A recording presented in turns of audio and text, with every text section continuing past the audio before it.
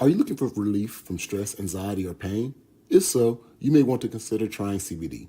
CBD is a natural compound found in the hemp plant that has been shown to have a variety of health benefits. CBD can help relax your mind and body, reduce inflammation, and improve sleep. It is also non addictive and has no known side effects. If you're interested in trying CBD, check out our website at www.hypnotizeme.com. And remember, if you're not hypnotized, then you're not doing it right. That's hypnotizeme.com, www.hypnotizeme.com for our high quality CBD products and drinks. Hypnotize Me, a sponsor of the Bossfest Podcast.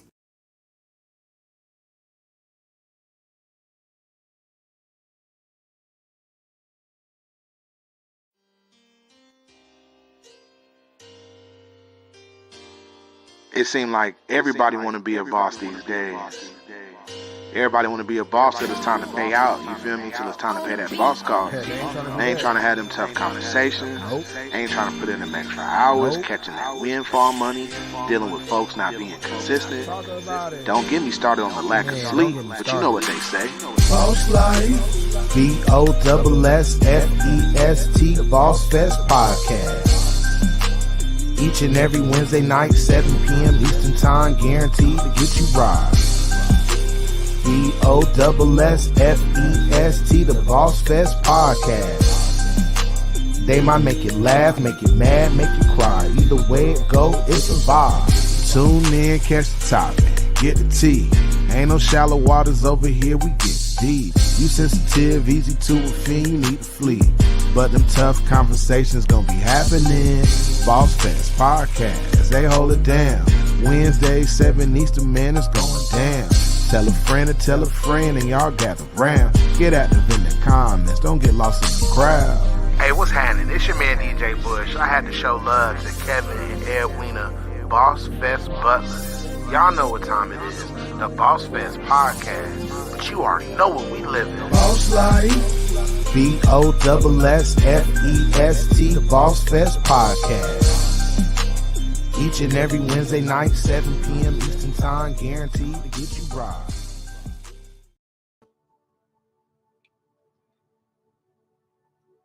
What's up? What's up? Welcome back to the Bossfest Podcast.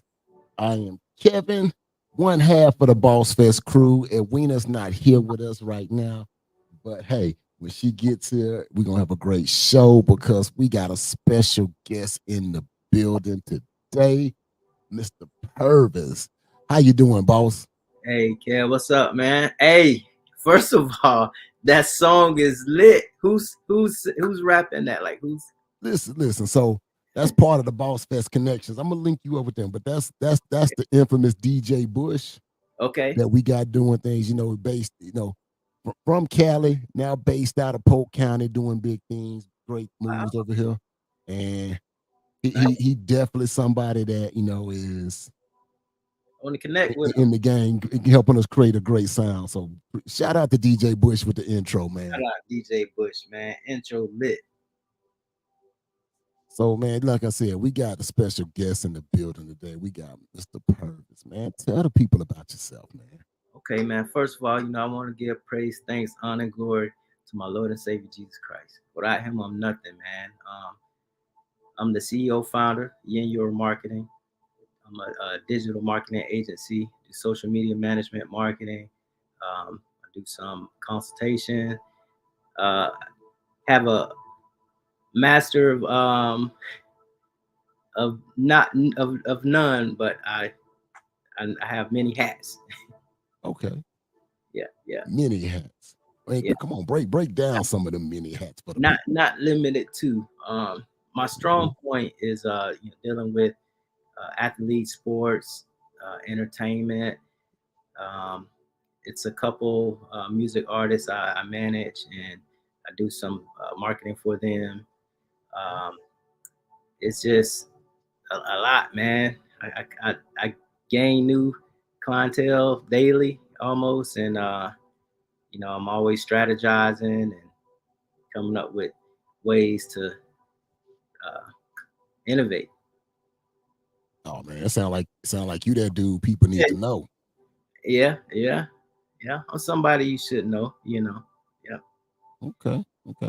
Well, first off, thank you for joining us at the Boss Fest table, man. Every week, we try to give the people an engaging topic, and we love to do it. We like to have a little bit more fun when we got other people that can, provide their perspective. Sometimes just when me and Edwina going back and forth, people think they know what we gonna say most of the time, but it's changing the game. But we definitely like when we can throw different energy in there Okay. and they can add on to the conversation. So, Okay. the conversation today is: are you the user in your circle? Mm-hmm. And give you a little bit of pretext right now. The reason why we came up with this topic is because in everyday life, whether it's business, relationships, anything like that, people are always, utilizing others to either achieve success or achieve growth and things of that nature. And sometimes, when you think about the user, it's always has this negative connotation to it. Like, oh man, you're using me, you're using me, you're using me. But there's sometimes when those people are saying it that way, there's never a benefit. So what we wanted to do is we want to just kind of put a different spin on it. Like, hey, if you're the using your circle, how are you using, but how are you letting people use you as well? So Gotcha. That makes sense. So for you being in marketing, how do people use you and how do you use them to get the results you be trying to get? Okay. It's a saying, like, if you're the smartest one in the room, you're in the wrong room. Okay. So I like to, I'm a sponge. Like, some things I know and some things I don't. So I love to learn. I try to learn something new every day. But as far as my service, it's just that it serves people. And when you blow up, when I do a marketing service for you and you blow up or you do good, it makes me look good. You know what I mean?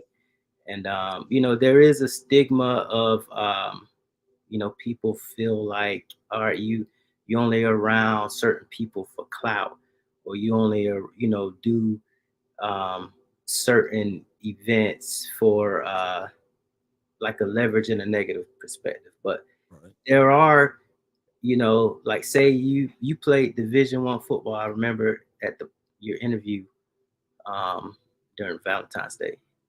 Uh, you know steps to get to Division I. You know what I mean? So I would want to get under your wing if I want to play Division I football and learn something from you. You see what I mean? So I hear that. that's the way I kind of look at it. So if I want to get somewhere, I want to utilize this person's knowledge, and if they have resources they're willing to share. Some people, they can't share their resources just because of confidentiality. So, but it's I don't. I'm the type of person, I don't like to like hide the plug. Dame say. So you ain't hiding the plug. Huh? Nah, I'm hide the plug, okay. Man. You know what I mean? So I like to plug people in. That's real big. I like to, so when I'm up to a certain platform or level, I like to pull people up too. You feel me? So I like people to use me because I can't, when I'm dead and gone, like all the information I have, if I don't share it with someone, it just goes with me, man. And it's like defeat the purpose, I think. You know what I mean? Hey, I feel that. I feel that a lot. So I know you just broke down a lot of things right there. So with you liking people to use you, is there a particular way for people to use you without you feeling overused? Yes. I think, yeah, there are boundaries. Like, say I connect you with someone, and that's far as I could take you. You know what I mean? I'm not going to like overextend what I've already done for you, because it's like I pretty much I showed you the water, you got to go drink. You know what I mean? I showed you how to fish, you got to go fish. I'm not finna like catch the fish for you. I already gave you the fishing pole. You know what I mean? Or I already showed you where there's water to drink. That's on you from there. So, I mean, if that makes sense. No, I get it. So what your dynamic is listen, hey, I know where the information is at. Okay. I'm not gonna block you from getting the information, but I'm gonna set you on the path. It's on your choice to either take the path, and if you do take the path, then it's also your choice to make sure you become engaging to gain the information and the knowledge. But I ain't just gonna do everything, put it in your lap, and you then hope you receive it. No, I ain't gonna block your path of your success, but I ain't finna just give you it either.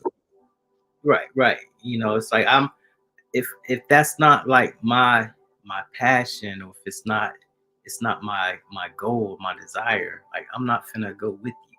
You know, and it's the same way. Like everybody can't go with you in certain rooms and certain paths. It's just it's like it's not their dream. So it's for a reason. It's like conflict of interest, pretty much. I definitely feel that. So dealing with the things we deal with, and I even say personal, because sometimes Bossfest is all we talk about business and stuff, but personal intertwines with business so much nowadays that sometimes it's hard to differentiate between the two. So within personal life and boundaries, I think about sometimes with my friends and friendships and things of that nature. Like, hey, just people I know. I got a set of friends. I ain't gonna call them out. They know who they are. But Right. I got a set of friends where if we go out and it's like, hey, we going out, somebody be like, all right, man, let me go ahead and put some money in the gas tank, right? Mm-hmm. Then you got that other friend, and you say we going out, they looking at you the whole time like, hope you don't think I'm finna put no money in your gas tank. Even if the going out was their idea. It ain't like you told them, hey, I want to do this. They like, hey man, bro, we should go do this. You like, all right, man, I'll come scoop you up. They looking at you the whole night. I got some friends like, I don't even gotta ask. They already know. They be like, hey man, pull over to the gas station. I'm gonna go ahead and put something in your tank. They know I'm driving, so they use me to be the driver. But they knew, hey, let me put some gas in the tank, or vice versa. Hey, we going out to get something to eat or something. They be like, all right, man, I'm gonna pick up the tab here because they know we finna go somewhere else, and I'll pick up the tab somewhere else. And it's a mutual use. And I got them other friends they looking like, hey, you did that on your own good graces. Right. Yeah. I wonder what you're looking over here for. Right. That's true. Like with me, I the word friend, that's like real, everybody ain't your friend, you know what I mean? And I tell my son that, like, dude, like everybody ain't your friend. They may know you or know of you, they just are associates, you know what I mean? But they ain't like a friend won't, you know what I mean, do you that way, you know what I'm saying? So but you also have to be aware of who you're around, you know what I mean? Like, say somebody they like to go out, they cool to hang out, but they got 10 kids and they got a huge overhead bills. Like, man, this person cool to hang out, but I know he just, had to pay for this, or he's doing. So I was like, all right, yeah, bro, I got you. You know what I'm saying? So, but the friends, we got people that we know that they frugal and they don't spend. So it's like, you can't expect it from them. That way you ain't got to worry about being disappointed. Don't have high expectations for them. No, I definitely get that. And for me, I look at, we all got friends, we all got associates. So I've learned to understand who my friends are and not inadvertently put them as associates because of certain traits that I may or may not agree with. And like I said, I got some great friends I've known since I came to Florida. I've been in Florida 20 plus years now. And I got some day ones from Florida, day ones. And if I call them up right now, hey, and it's like nothing ever changed. And it's the people I've met along my path to becoming an adult and reaching this age of 42, because I don't got a problem with telling my age of 42. And same. And right. And it's just those different dynamics where, I know that, hey, this is my friend, but my friend has these limitations, or my friend has this, personality, I'll call it a personality. Yeah. And I've had to learn to accept that friend for who they are and learn to deal that their I'll say negative characteristics, because I have them in me too. Mm-hmm. And we can kind of look at each other like, hey man, I know in certain situations, if we in this space, not to allow that to annoy me because I already know this about you. Right. That's why I say the same thing about, if I'm going out with certain friends, I know, hey, it ain't even a question who gonna pick up the tab or if anybody got money. It's who grabs it first and who's gonna pay next. And if they don't pay it this time, I know they'll pay it next time. And there's other people I gotta be like, yeah, you got yours because I don't want to keep paying for yours, but they still my friend. Oh, yeah, and yeah, I yeah. get it. So it's those dynamics. Right. And yeah, and it goes back to saying like everybody can't go with you even out, you know what I mean, to hanging out, you know what I mean? So it's like that in life. It's friends that I've known since elementary school that we're still cool. And it's that I've known a long time, and I don't have nothing against them. It's just like I don't really have nothing in common with them anymore. And it's like, yeah, I don't do that no more, or I don't do that, and you don't do this, you know what I mean? So I try to have like the common ground. Like no one's perfect, but we all should have the common ground of like spirituality, like God. You know what I'm saying? Right. You're not rocking with God. I mean, I don't smoke, I don't drink. You know what I mean? Wait a minute. So it's we don't smoke, we don't drink, and if you ain't rocking with God, they just can't. They can't interact with you. Nah, I ain't saying that. It's like it's like what we got in common. Like I mean, Okay. especially if you're not athletic, you don't play sports, you don't watch sports. You see what I mean? So that's just the levels of just outgrowing people. You say, okay, like I played football and basketball in high school. Right. I had friends that played all the way up until high school and then they didn't play no more. Right. So like our commonality was we played sports, but now I don't play sports no more. I'm still an athlete. So it's like, all right, what else we have in common? You know what I mean? Dynamic changes. I feel you. It changes. And then it's the same way, some went to college. I went to college. Some didn't. You know what I mean? So it was like, all right, we had high school sports, and now we're not in high school anymore. So what else we have in common? You know what I mean? Like going to the club, getting the girls, whatever, like that's cool. But after a while it gets boring. After a while, it's like, yeah, like I've never been a club person. Yeah. Honestly, it's like I've hated the club in all honesty. I never really understood the concept of me as a man going to a club, spending all my money to stand there and maybe talk. But when you talk to women in the club environment, if they really, really ain't feeling you, it's the guardedness and the extraness. Like a chick, if you saw in any normal situation, she would be nice, kind, and respectful. She wouldn't be trying to disrespect or be belittled. But you get these women in the clubs, you know what? That's a whole different topic. We ain't gonna go there. We ain't gonna go there. That's a whole different conversation. You married, so I've been out the game a long time, but you almost triggered one of them late nerves somewhere. I was like, man, God, I have to go find myself again. Like, shit. But like the club, like so with what I do, I'm engaged in the entertainment industry, right. with music artists and stuff. So I still go to the clubs and go to events. Some artists that I do marketing for, they they use shows, so I'll go still, you know what I mean? And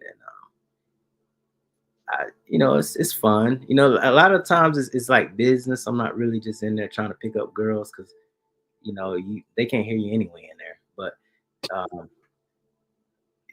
entertainment is like one of my passions, stuff. Like I love to see people like grow from a new artist to like a big artist. I feel that. So jumping back on this topic, so has it been a situation that you felt like you gave your all to someone, as you're trying to be that support system, and that they're utilizing you and you're trying to utilize them, but they felt like you wasn't giving enough, or some situation like that? Have you ever been in one of those type of situations? If you have, break that down for us. Yeah. So mainly like in business, there are projects that I do take on, and I do it unconditionally. So it doesn't really matter about the response I get. But it sits in the back of my mind like, oh man, that's, I don't think they're appreciating it. You know what I mean? But I don't let it get me in the rut or anything. I don't really resent anybody or anything because of it. You know what I mean? Because it's like, if I'm doing something, I'm doing it because I have a strategy, and I'm doing it for a reason, and I'm doing it because I'm passionate about it. You know what I mean? So if you kind of like see how I move and like what I do and what I'm a part of, you kind of can see it. You know what I mean? No, that's what's up. So reason why I asked that question, because, as we were talking before the podcast started, and I was telling you, man, how I'm terrible with marketing. I am bad at marketing. So what I'm trying to do is I'm trying to understand what things will piss you off. So when I come approach you, I know to avoid doing that. So a lot of these topics of this conversation gonna be like, hey man, how do I avoid pissing you off so that we can continue to use each other? Because I know you got a product or a service that can be beneficial to my business. And I know I have a platform that could be beneficial to your brand. So I want to find that mutual use. And that's the topic, that's the real point of this conversation is, man, how do you find that mutual use so that way, hey, each party feels like the other party has given enough or doing enough to, continue their partnership? Because sometimes everything isn't always monetary. If it is monetary, then that's great. But sometimes when you put stuff at a definitive price, like people say, all right, man, this is the price and that's all I'm doing for this price and that's it. But if someone has an investment in you and they believe in your purpose and your brand, they're willing to give a lot more. And sometimes they're willing to give it themselves because they see, hey, I know you got something that can benefit me. I know you could use my service or what I got. So how do we market together? So that's all I'm doing. I'm just trying to make sure I know all the triggers to avoid when I approach you about helping me with this marketing for Boss Fest, because I tell you, it's going to be huge. And I'm like, all right, man, Purvis said that was going to piss him off. Don't do that. Nah, I mean, I think with anything, it's just communication, man. As long as we communicate, I'm not the smartest, but, I kind of can comprehend, okay, and like I'll communicate it back. Okay, so this is what you want to do, like yes or no, and then like I'm black and white, man. I don't really talk in circles, man. I'm straightforward, and if we communicate, the communication is clear. It's understanding, like that's it. Really ain't. It's not your business if I get mad. You know what I mean? Like that's right. As long as you communicate what you have to, I have to. It's up to my maturity to be able to retain what you're saying and understand it. And I've been in business a while, so it's like I'm used to the ups and downs and the delays, and that's just the nature of the beast, man. And it's just. So how long you been in business? Officially, like I started my marketing company in 2017, but I've been doing marketing for like over like 15 years, like since 1999. You tell people you've been doing marketing since 1999. Yeah. There you go. I've been doing this since 1999. Yeah. I'm learning that about myself too, man. I officially started writing grants in 2021. No, man, I've been writing grants since 2010 for different things. I officially got out of my own head around 2021, 2022 and said, all right, let me make this thing official. But yeah, I've been doing it for much longer. So you've been doing this from 1999. How you start? Because that's high school. That's high school. That's college. Yeah. So when I graduated, I went to Bethune, and then from there, that's when I started doing the Wildcat. Okay. Yeah, man. Hell, Wildcats. Yeah. So I started doing like the guerrilla marketing, with the street team and things of that nature. So what were you marketing back then? Just what? Artists, clubs, anything? Yeah, clubs. We were doing like the house parties. Like my long time friends. They DJs now, Wild Entertainment. But everybody knew us on campus. You know what I mean? As anybody that went to Cookman from 99 up, they know Wildin' DJs, you know, we was it. We still Okay. it. So Y'all still it, huh? yeah. So you saying when y'all go to Classic, it's still an event? Oh yeah, man. It's still, and we've added more to it. We had Shy Tunes. He DJ'd at Tom Joyner's event. I mean, it was Crime Mob was there. Shop Boys, the East Side Boys, Petey Pablo. Well, you throwing out some old names. Well, we about to get loose. Yeah, that was our time too. So it was Okay. like Tom really put on a show, man, and you know it's expanding. Yeah, That's what's up. I'm excited on many different fronts right now because I didn't realize you was a Wildcat, and oh yeah, man. Like I said, I got a graduate here, and she already got her acceptance letters to Wow. Bethune, and we done already paid the deposit on her place, so she's gonna be a Wildcat. So it's gonna be all up. So since you already that dude and you still that dude, I'm like, hey man, homecoming is up. Is up. Okay. Yeah. I'm teaming up with you this year. You know what? Last year was my first time going to Classic ever. Mm-hmm.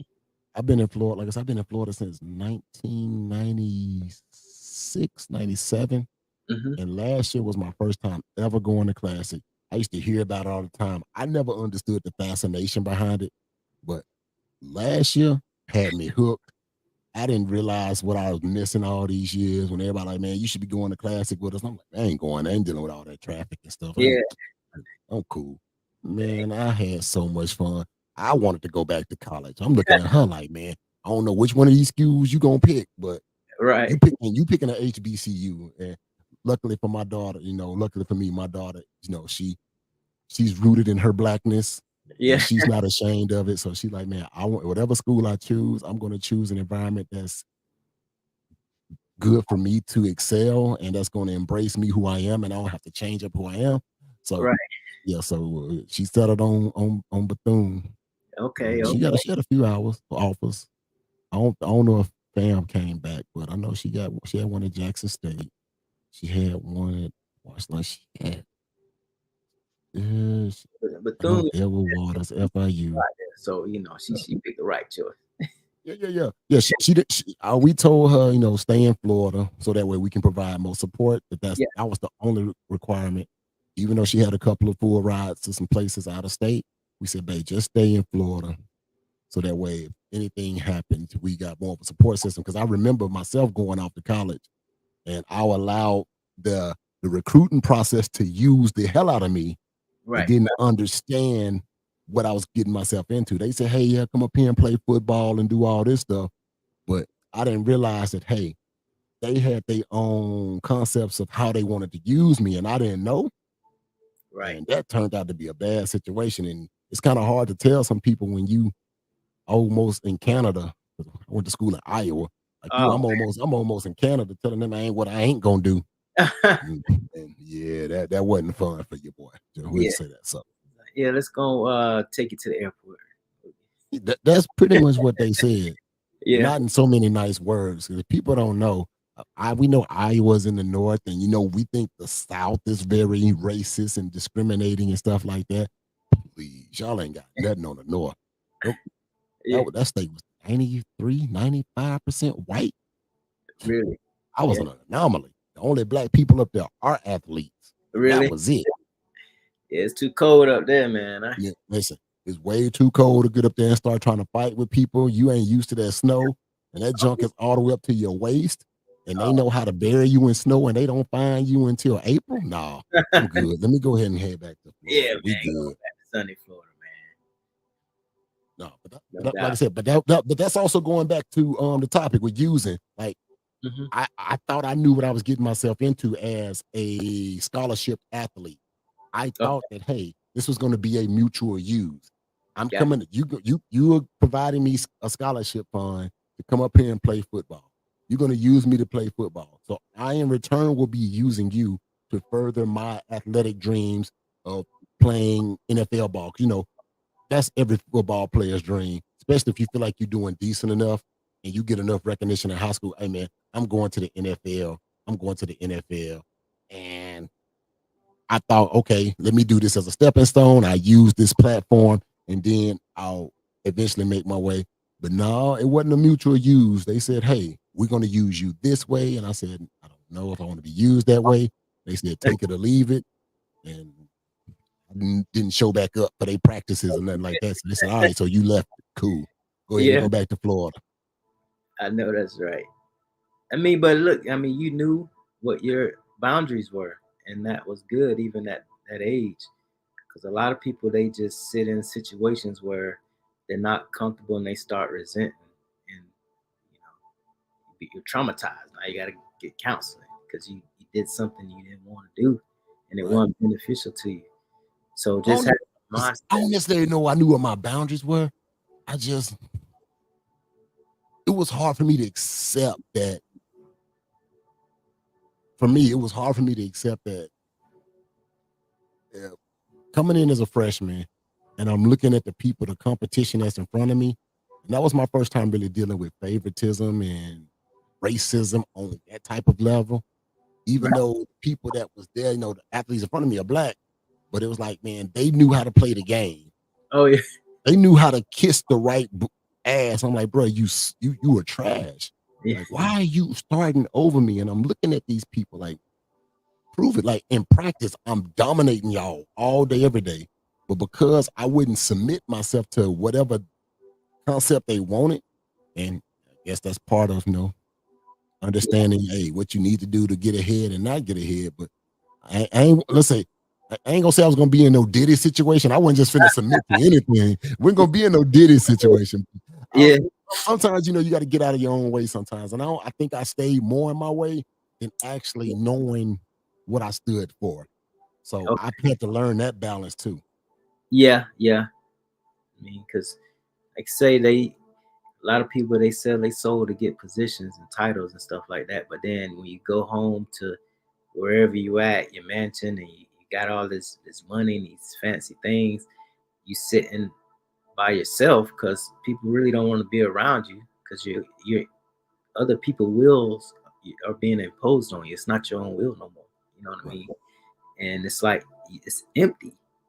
Then you searching, and it's like you've burnt all your bridges with cool people that used to be around you and had your best interests at hand.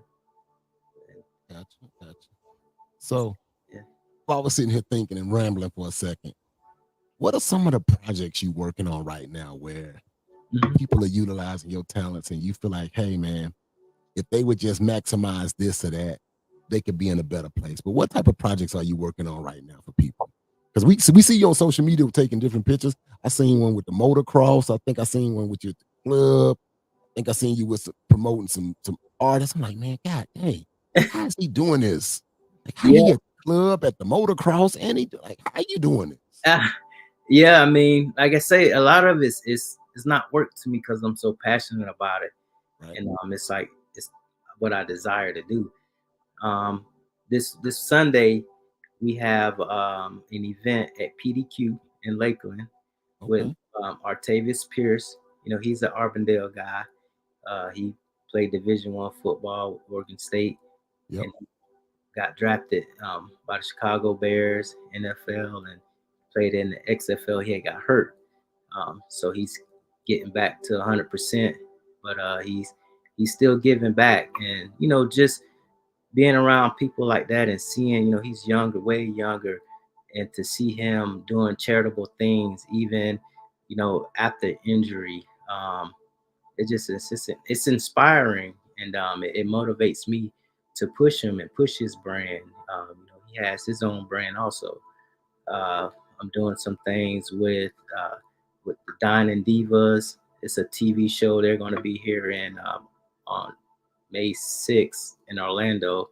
They go to these restaurants and they got some special things going on. Dining Divas. That's something similar to what that dude named Keith Lee. Where he just go in and bless somebody's business and be like, hey man, I came to stop by and your food, it was great, or your food was trash. Either way, I know once he touch your restaurant, either your restaurant blows up and you run out of food to sell, or nobody walks through your door again. Is this something similar to that?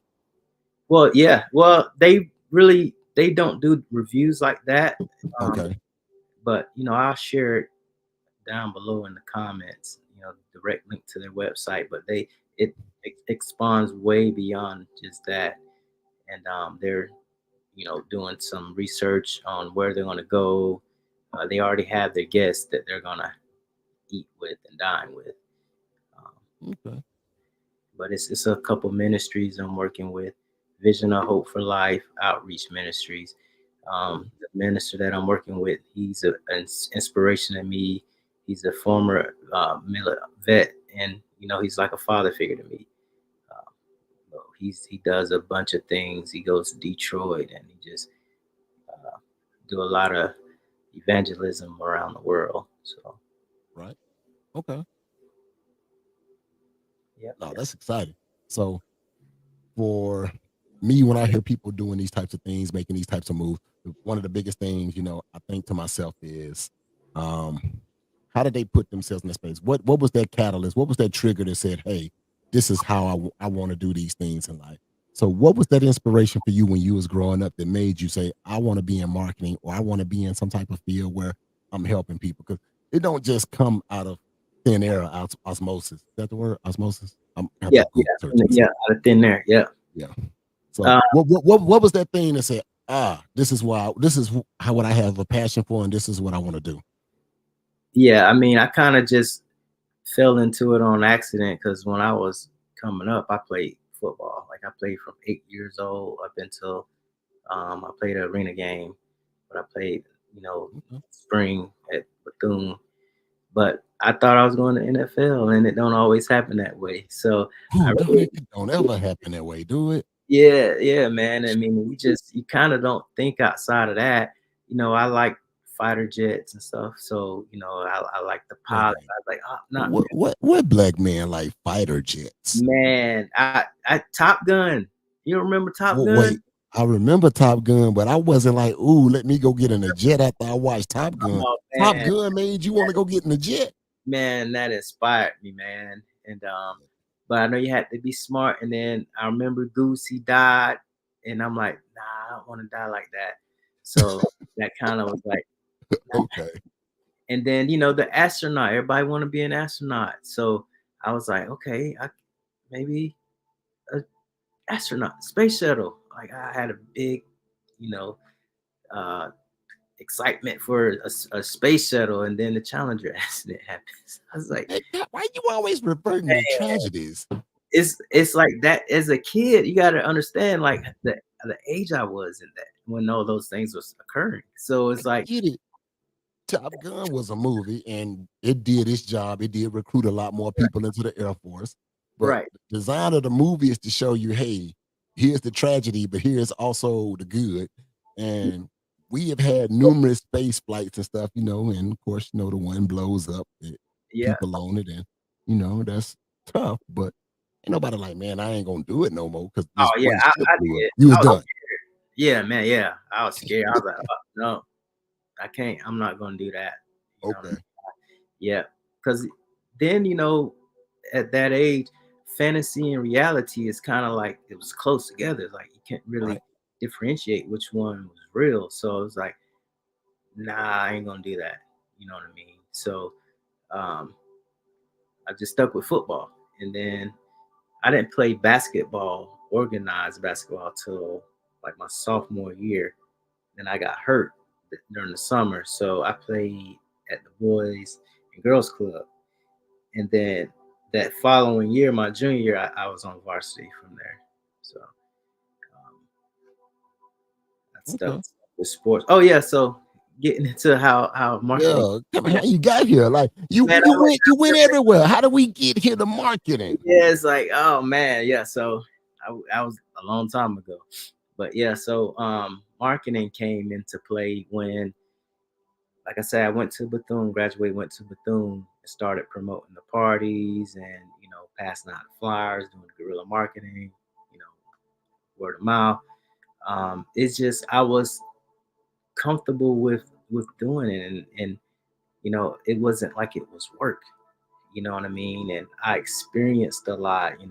During that time, BET used to come to Daytona Beach, and they used to do, it was an event called Spring Bling, 50 Cent, and all the big artists used to come out there, and Nelly, and um, it was like, it was the life. You know what I mean? Coming from where I'm from, the small town, Polk County, to seeing people, celebrities, and just mingling and beach life. So I was like sold. I was like, man, this is, I think, what I want to do.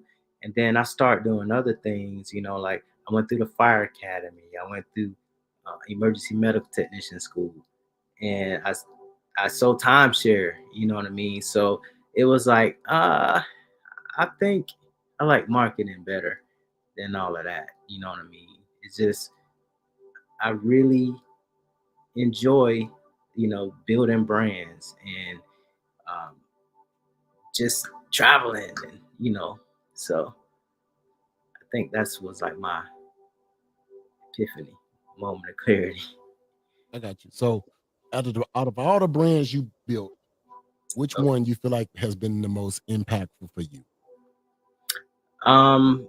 The one with the young lady from Africa, from Zimbabwe. She's a motocross racer. She's just a full-time college student right now. But when she came to the U.S. and started pretty much racing in the U.S., it catapulted everything that I was doing and what I was really into. Just exposure. I mean, we're on BBC, and my company was mentioned in the papers in Africa, and I never even been over there. So it's like, it was a big deal to me. You know what I mean? Like how you get how you get to the point where your brand is mentioned in a whole nother continent? Yeah. You don't even know. Like, how much content are you putting out? Or how much marketing are you doing that you get mentioned in a whole different continent, and somebody say, "Hey, man, yeah, that's the dude you need to link up with." Yeah, like you say, is using like what she did. She's a part of the European Union. Like, I'm not a part of the European Union, but by me marketing her, I'm indirectly attached to her. So by my service, by her using my service and her family using my service, it allowed me to kind of reap the benefits of everything she's done. And yeah, so that sounds like a good mutual use to me. Hey, I'm marketing my service, but I've been able to get this benefit, a good mutual use. Yeah. You said European marketing. No, the European Union. European Union. What is that? Yeah. Well, it's kind of big. Well, it's like a organization that has like foreign countries involved, and she's an ambassador for them. Okay. Yeah, I don't. You gotta Google it. I don't want to say the wrong thing. Yeah, don't say the wrong thing. Like you threw out something I'm not familiar with. So yeah. European Union. I'm like, yeah, it's just like a gang or something. Like, what is that? Union. Let me make sure. Yeah, it's like a union with your job, but it involves countries. Gotcha. Okay, the European Union. I'm about to search on that. Let's see. Yeah. We'll put it in the comments. We'll drop it somewhere on this spread somewhere as we get through stuff. But no, man, that's huge. So that being, you feel like your most impactful one, which is one of them ones where you like, you know what, I could have did without, but it taught me a valuable lesson. So which one of them I ain't gonna say events, or what marketing event? Yeah, business venture. Yeah, but there we go. I like that business venture where you felt like, hey, this ain't what I thought, but it has taught me a valuable lesson. Yes. I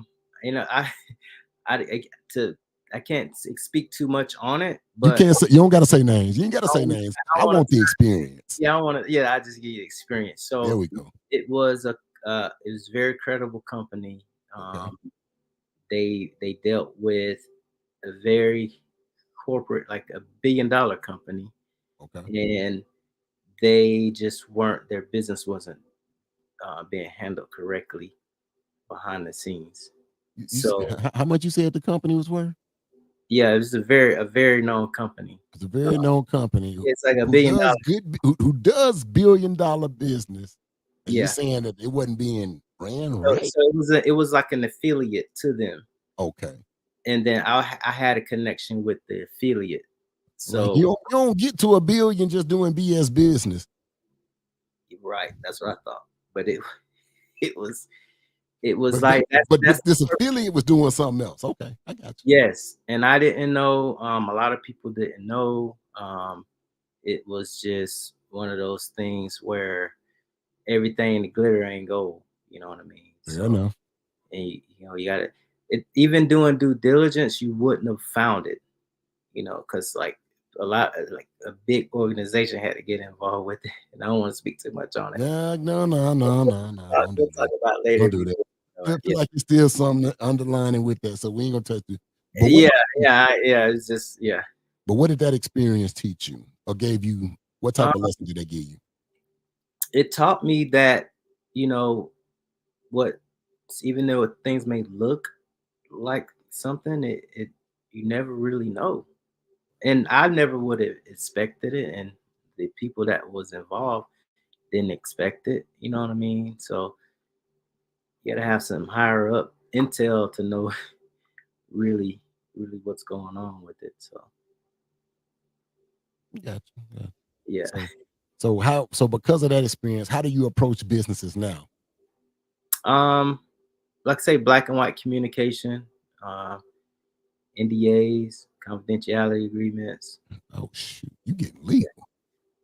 Yeah, hopefully lawyers don't have to get involved, but if they do, I'd rather pay a lawyer than to pay a lawyer later.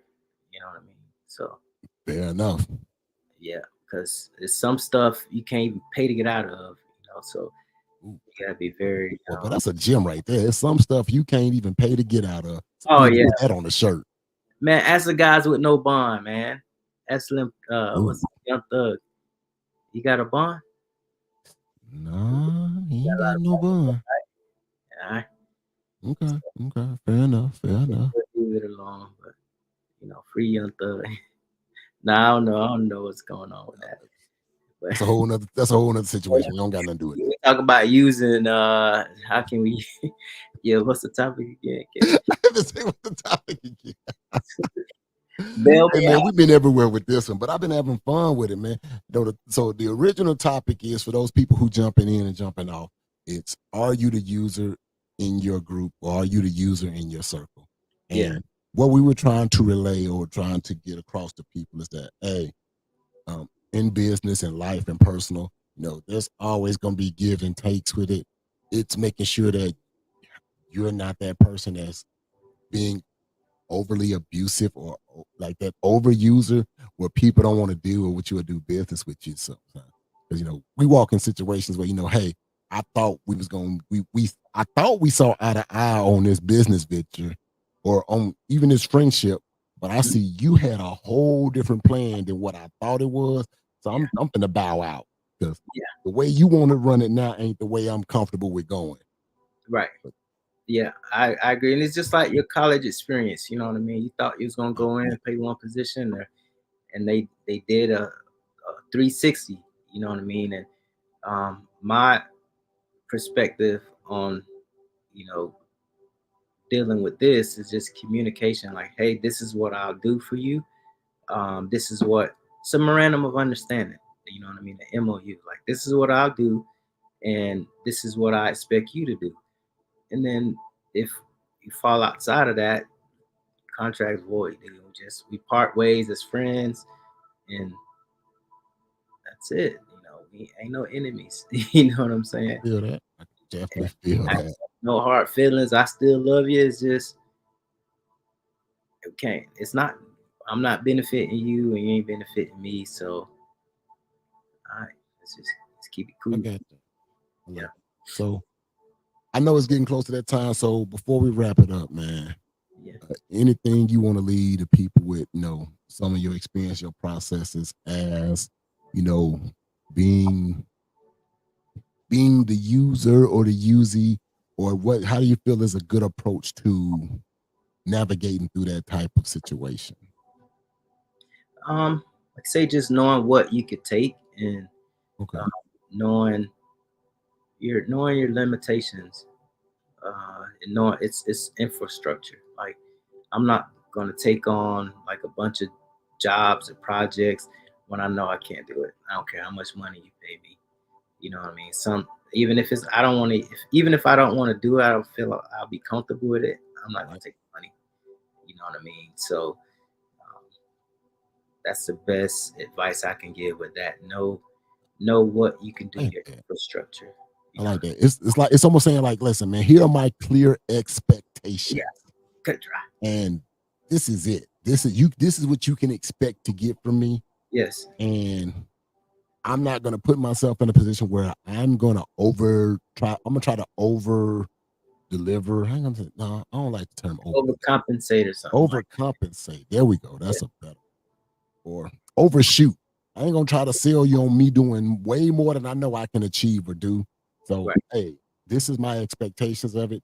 You should expect this. If you get more, great. But you should never expect me to put myself in a position where I can't properly deliver. I like that. Right. Man, how can the people follow you, man? How can they get in contact with you? Yeah, man. Yen Euro Marketing. Yen Euro EURO Marketing. On all social media platforms, you can Google search me. I just got my trademark for Yen Euro Marketing. Took like 13 okay.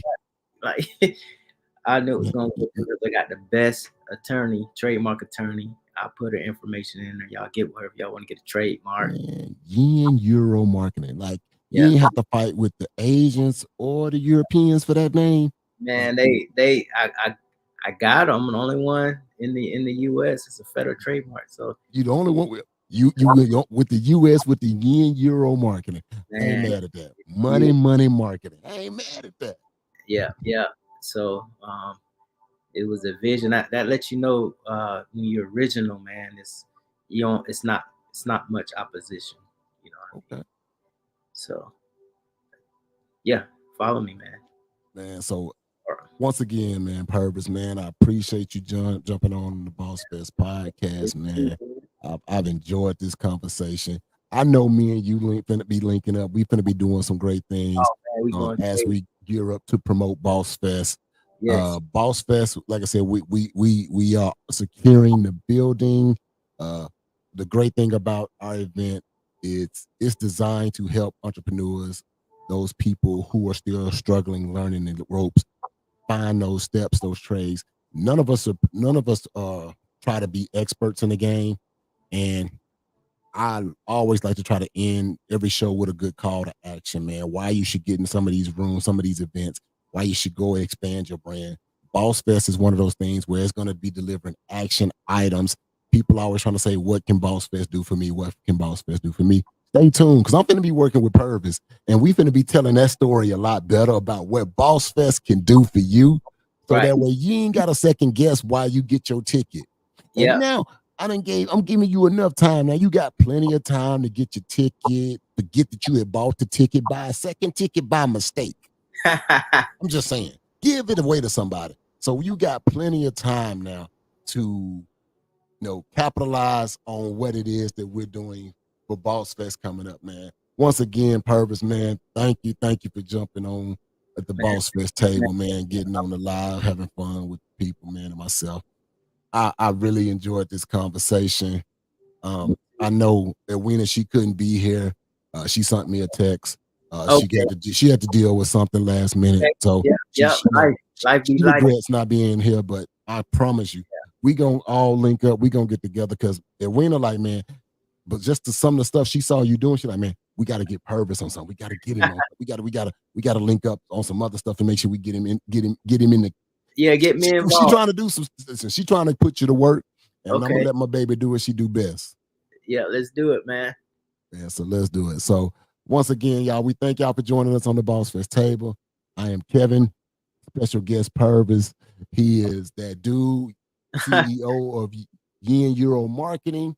You can follow him on all socials as Yin Euro Marketing. If you you want somebody that's about their business, hit up my man Purpose, man. And listen, until next Boss Fest show, be easy. Peace.